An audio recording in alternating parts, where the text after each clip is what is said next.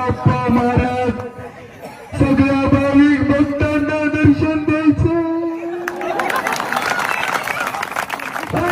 दिवशी बाकी ते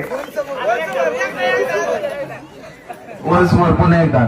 अरे त्या आवाजाला बारकी लेकरं भेटते.